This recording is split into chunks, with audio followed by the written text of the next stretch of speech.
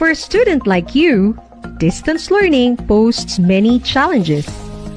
Learning all by yourself in this time of pandemic is not easy. But cheer up, young minds, for your learning buddies are here to make learning outcomes rewarding for you. Dare to discover, learn, and be more competent as we sail together in the world of education. Join us in refining your skills to reach your full potentials as a learner here at Learning Today. What's your learning today? Aha! Monitor your learning today.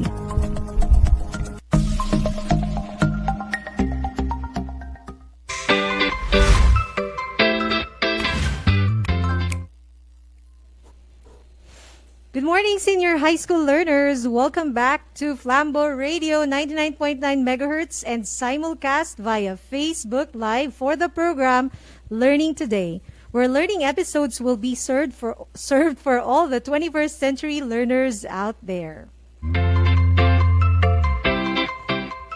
Join me, I am Miss Michelle, your radio teacher in trends, networks, and critical thinking skills in the 21st century.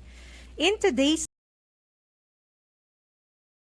lesson, our learning targets are to explain the concrete effects of globalization and to one's daily life, and to elucidate the need for collaboration and cooperation to achieve interconnectedness of people and nations. What can you say about our learning goals for today, class? Cool! Before that, it is expected that you are attuned to learning, have prepared your module or learning activity sheet and pen, and other learning materials for the entire duration of our radio broadcast instructions.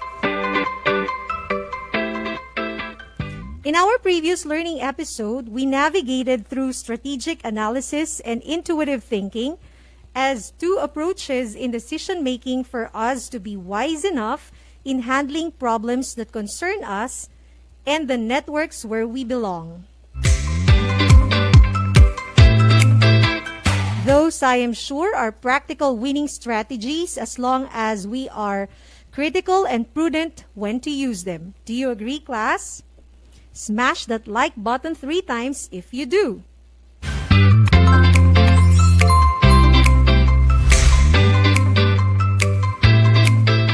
Oh well, that was a good response. How well do you know of our topic today? Let's get warmed up. For your initial activity, react with a smiley emoji if the situation is a concrete effect of globalization. If otherwise, no emoji is required. I'll say that again. React with a smiley emoji if the situation is a concrete effect of globalization, and if otherwise, no emoji is required. So 6 items will be laid down to you, then send all your answers as one after. Here we go.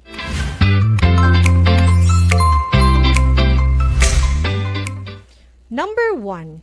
Organizations have better access to the market while consumers have a greater choice of opportunities and products in return.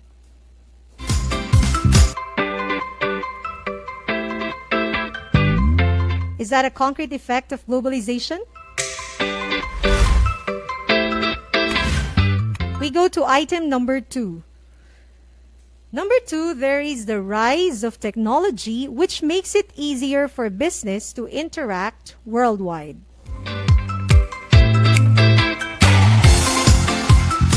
Decide if that is an effect or concrete effect of globalization.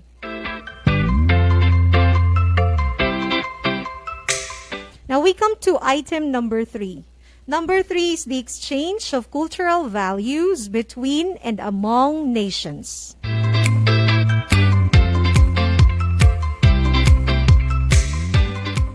Number 4 is the connectivity and links worldwide through the transmission of knowledge, literature, and information.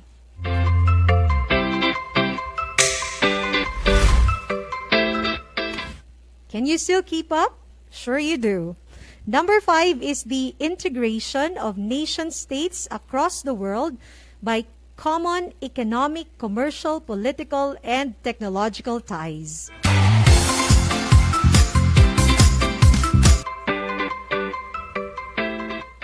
Finally, number 6 is the migration of people to join labor force in foreign countries.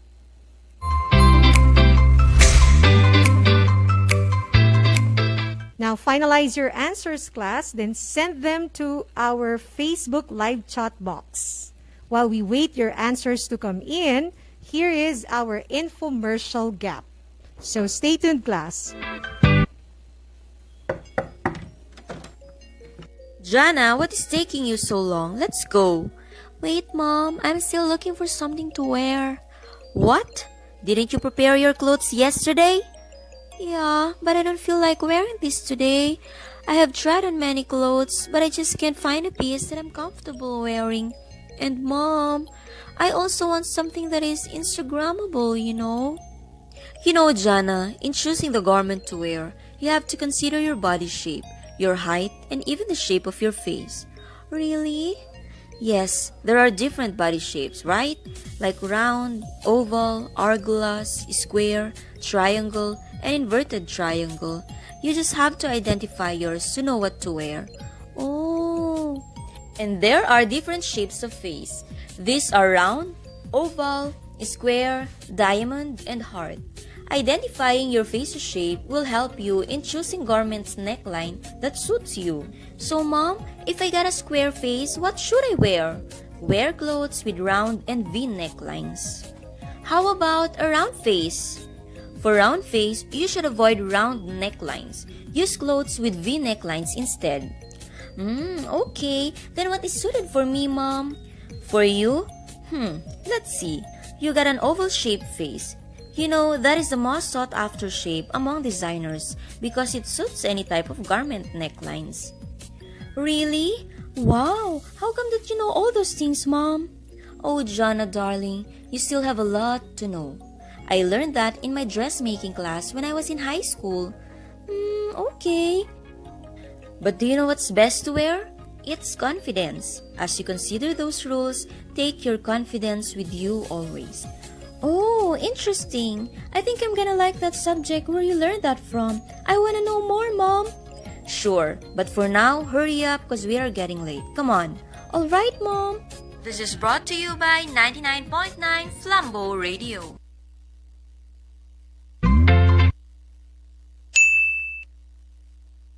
Time check, ladies and gentlemen. It is now 44 minutes past the hour of 11 o'clock in the morning.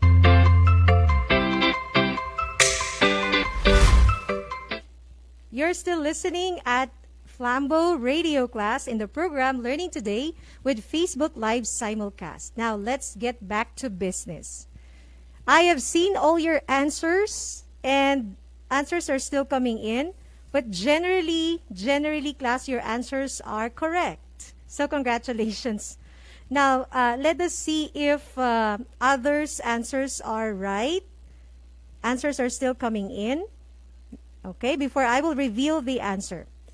So the right answer, if you have a smiley emoji in all items, then you got a perfect score. And many from the answers that I have already reviewed are all correct. So way to go, learners. Let's get on. So you are all right in your observation that all the situations in the activity I have given you are concrete effects of globalization. So you must be really observing your environment, class. That's a good attitude. More or less, you have already an understanding of the big idea, globalization. But nevertheless, let's dive deeper into the discussion.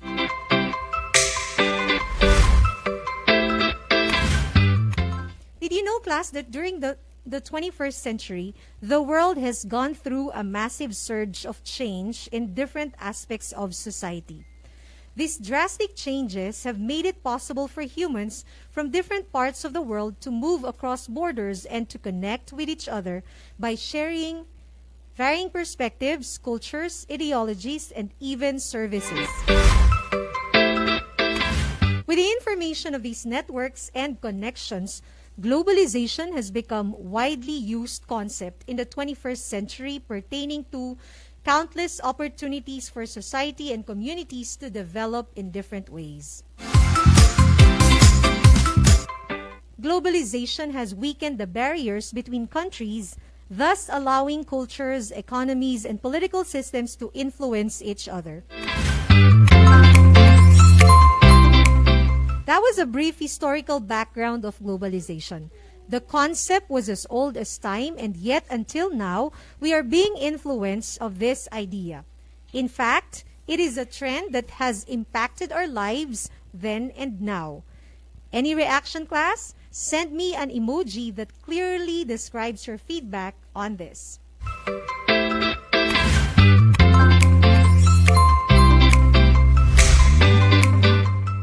I see so many hearts. Thank you, thank you. So, generally, globalization is a broad idea that involves the process by which different global entities interact and adapt ideas and perspective over time. To understand globalization better, let's get to know its elements or components. If you have any ideas on this, send them to our chat box. Questions are also welcome, and let this short gap help you with that. Hi, Maria! Are you done with our narrative essay in reading and writing? No, Julia, I don't think I can make one. Huh? But why? Were you present in our online class when our teacher discussed it? Yes, I was. Then why can't you make the activity? You see, Julia, I am not good in English. It's very difficult for me to understand the language. Did you tell our teacher about it? No, I'm shy to tell her that I'm having a hard time. Maria, you need to be honest. Our teacher kept on reminding us that we can send personal messages to her if we cannot understand the lessons clearly. She won't get mad, I assure you. She just wants us to be honest enough so that she'll know what to do. You think so? Yes, of course. That's what I did. I was able to make the activity because our teacher helped me understand the lesson. As a matter of fact, she delightedly answered all my questions. Really? But I think I still can't. Why are you saying you can't? Did you even try? No. Then try it first before saying you can't do it. Believe in yourself, Maria, because our teachers believe in us so much. You're right, Julia. I think I should try it first before saying that it's difficult. And I also think that I should not feel scared to approach our teacher. After all, no one will help me but her. Thank you so much, Julia. You're always welcome, Maria. But don't forget, I am also here to help you. What are friends for, right? Thank you so much, Julia. I am so lucky to have you. Remember, Isatians, trying is way better than quitting. A friendly reminder from Isat Radio. Time check. Dear students, it's now 50 minutes past the hour of 11 o'clock in the morning.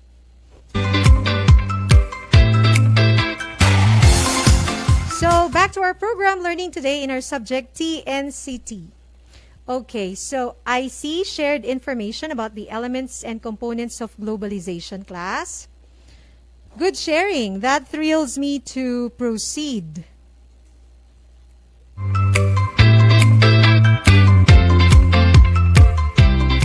Now, let's get to know the elements or components of globalization so that we have a better lenses on how it operates.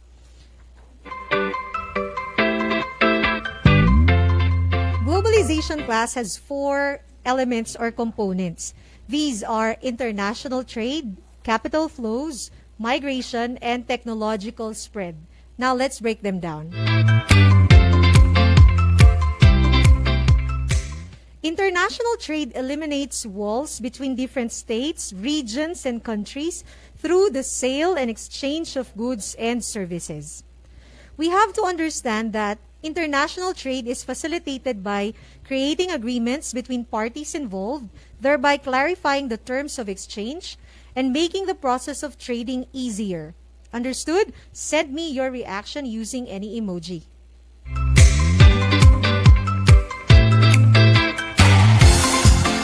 All right, you're very generous with your heart sign. Thank you. Another element of globalization is capital flows. According to Chen of 2020, capital flows pertain to the movement of money through international investments, trading, and business operations.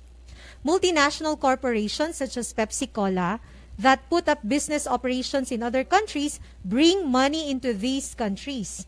These instances, class, are examples of capital flows. Did you get that? Send me a feedback as your reaction using any emoji. Alright. I can see heart, thumbs up. Now let's proceed.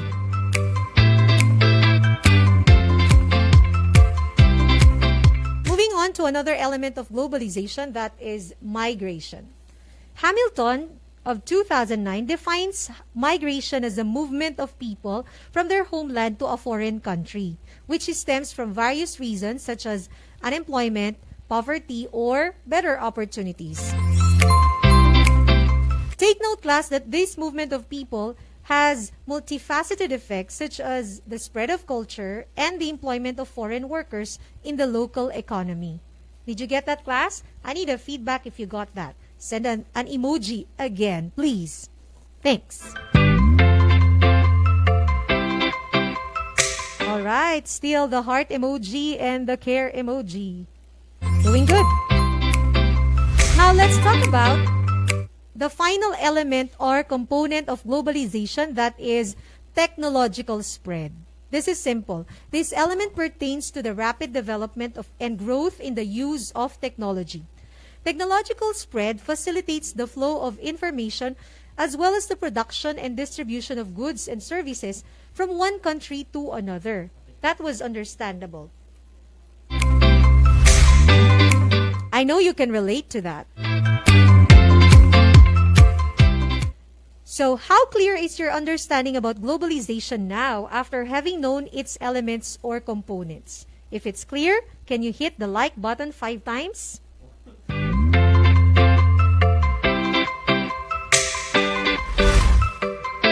Alright, I can see there. Thank you. Now, to give time to let this information sink in, let's have a short gap. Stay tuned, class.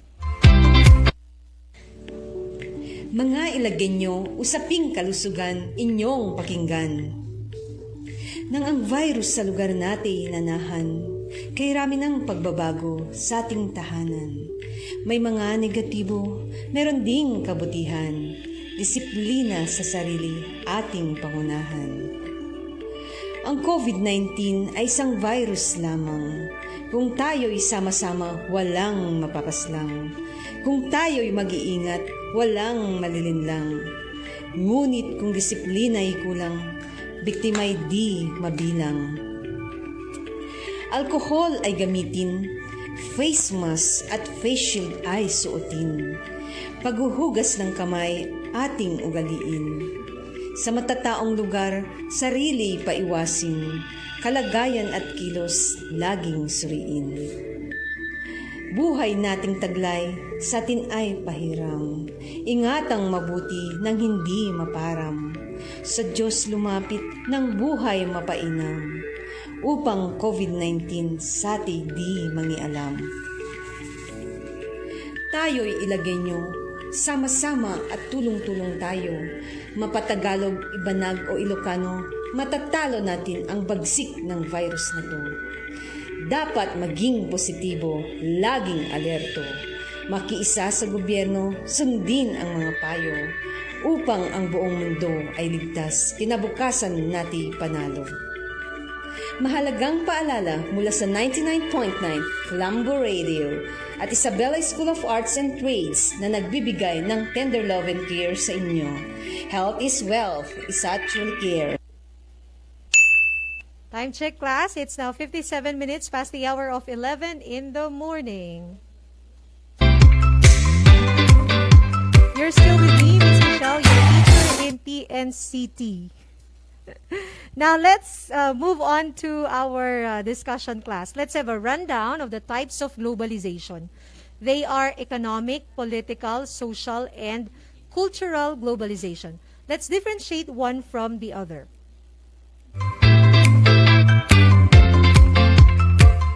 Economic globalization involves the alliance and organizations of multinational companies and countries in terms of economic resources.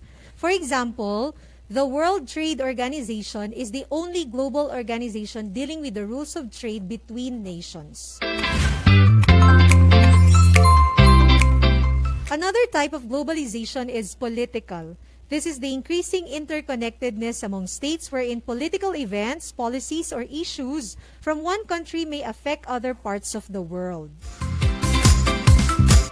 Thus, organizations such as United Nations and European Union from international agreements to manage political issues, prevent conflict, and promote good relationships across the world. Are you familiar with United Nations and European Union, class? I'm sure you are. The next type is social and cultural globalization. This refers to the sharing and exchange of ideas within and among different countries. Now, one of the tools that powers social and cultural globalization is the internet. When different trends are relatable to certain groups of people in society, the internet makes these trends globally recognizable and thereby promotes social and cultural flow. Did you get that, class? It's clear, right? Indeed, globalization has given a great deal of impact to our lives. As an ordinary citizen like you and I, with multimedia modes of communication, globalization makes the access of knowledge easier for a greater number of people. That's good. However, with a fast-paced transfer of the ideas through the internet, the spread of wrong information may cause people to believe misinformation and make wrong assumptions and decisions. So let's be cautious because after all, we belong to a global network where we affect one another.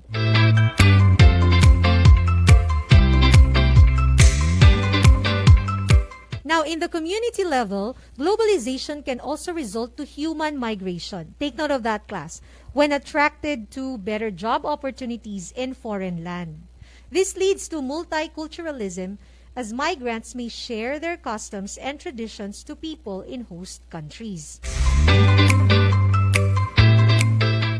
That's something positive. However, in some countries, conflicts between migrants and citizens may occur, which we are all aware of, which in some cases lead to discrimination or even abuse. That's the sad part of it. Yes, class, I can hear you loud and clear. Globalization has so much to offer, such as development and improvements in general, yet it also has a number of negative effects. Globalization has made it difficult for countries to remain free from foreign influences. The complexity of the issues of global labor and migration need countries work together to improve current conditions and solve pressing problems. There is indeed a call for mutual dependence or global interdependence between and among countries to address key issues such as human trafficking, drug addiction, terrorism, climate change, and global security.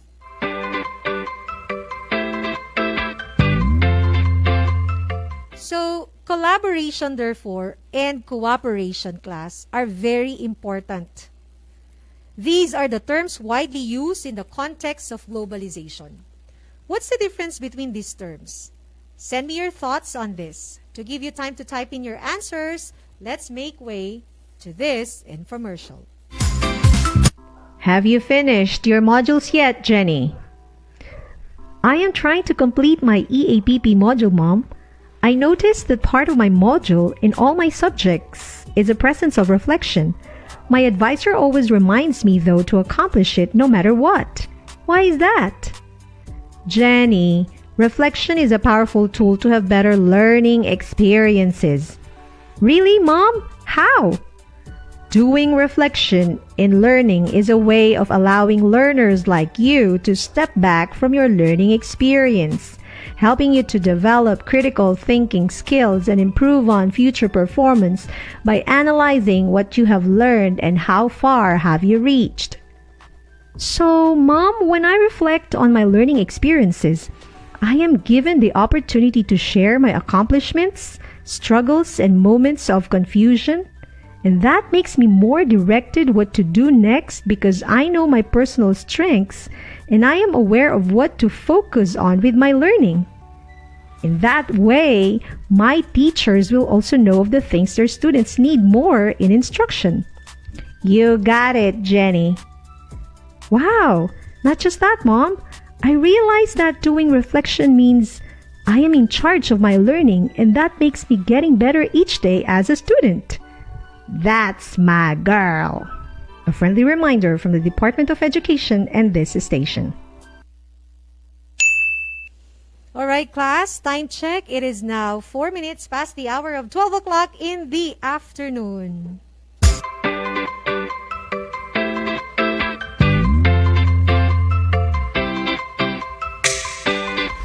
Okay, so let me read this sharing of the terms collaboration and cooperation.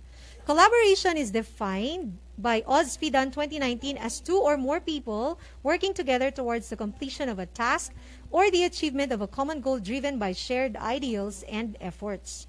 Meanwhile, cooperation happens when networks of people or organizations work together through a division of labor where each member plays a significant role in achieving a common goal for the benefit of each individual. Did you get their difference? Well, collaboration stresses on the collective working of a group to achieve a common goal, while cooperation highlights the connective characteristic of the team helping one another. Is it clear? I hope it is. So how do we make sure that collaboration and cooperation among states and nations is recognized in the world of globalization? Well, simple. Home and host countries collaborate and cooperate in the form of entering into agreements. In the Philippines, for example, our country has entered into bilateral labor agreements.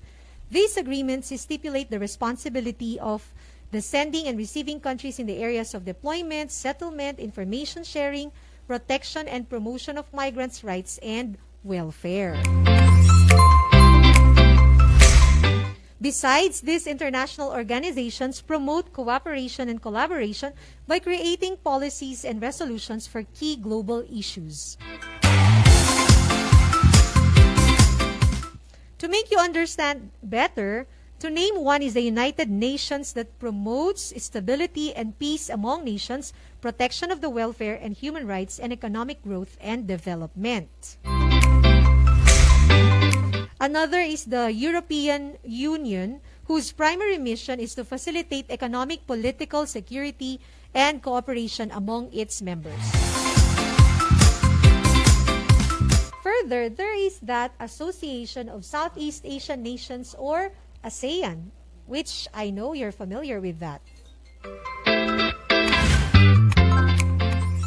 This group aims to foster economic growth and stability, social progress, and cultural development by creating peaceful community among its members. Certainly, there is a need for collaboration and cooperation to achieve interconnectedness of people and nations. Do you agree? Strike that like button 5 times if you do.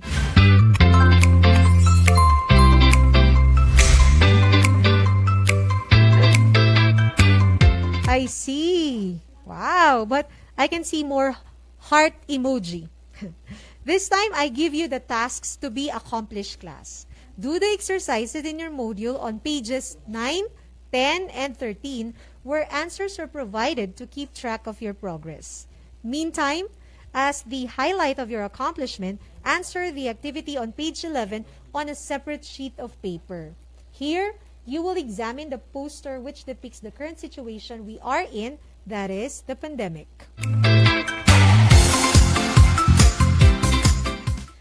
So answer this question after having examined the poster in your module.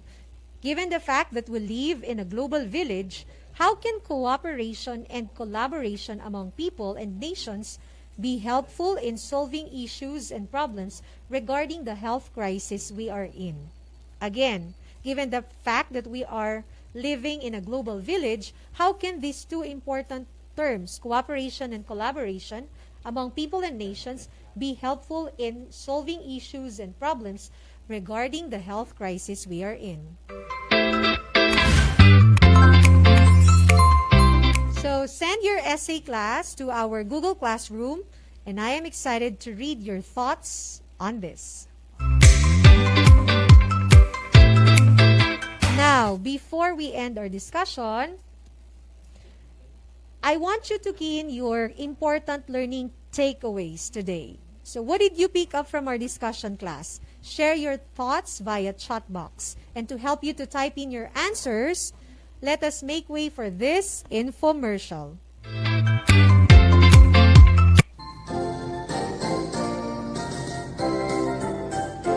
Ang pagbasa ay mahalaga sa buhay ng bawat isa. Unawain ang binabasa, buhay natin ay sisigla. O halina tayo'y magbasa, uraliin at maging bihasa, palawakin at pagyamanin upang makamit ang mithiin. May pag-asa sa pagbasa, ang unang hakbang sa pagtamo ng karunungan, nakapagpapayaman at nakapagpapalawak ng kaalaman, nahuhubog ang kaisipan at paninindigan. Halina't magbasa! Ang pagbasa ay mahalaga sa buhay ng bawat isa, palawakin at pagyamanin upang makamit ang mithiin, upang makamit ang mithiin. Ito'y hatid sa inyo ng 99.9 Isa Radio. Okay, time check. It's now 10 minutes past the hour of 12 o'clock in the afternoon.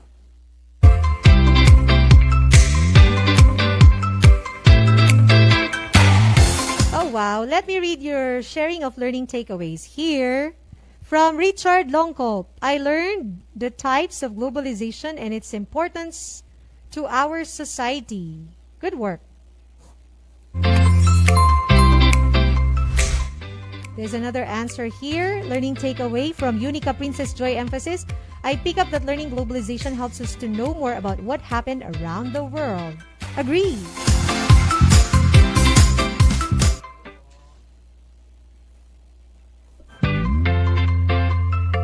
And let's take this learning takeaway from Mariel May Domingo. I learned that globalization is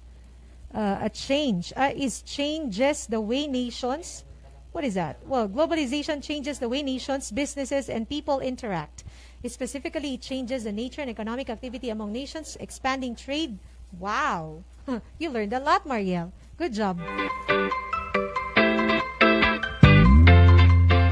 Okay, I will not be able to read all your learning takeaways, but rest assured that I have noted all of this sharing that you have posted in our chat box. All right? So, let us wrap up our discussion for today, class.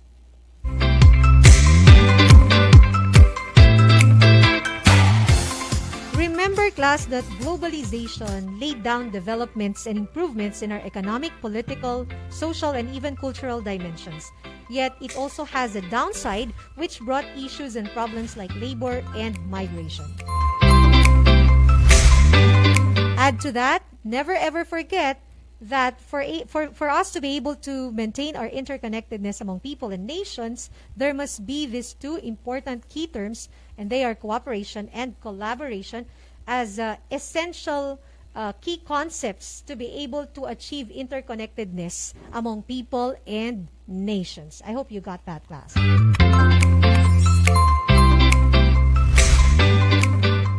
All right, so I have enjoyed my learning quest with you. To all my humanities and social sciences students, I cannot name all of you, but you know yourselves. All right, so don't ever forget to accomplish your reflection in your module, and I will be waiting for the activity or the classwork that you need to submit via Google Classroom. Congratulations to all of you for having reached this far. Kudos for your accomplishment today. For now, that concludes our session, senior high school learners. I hope you enjoyed our time together while learning new things in our subject. It has been a productive learning with you. I am Miss Michelle at your service in education.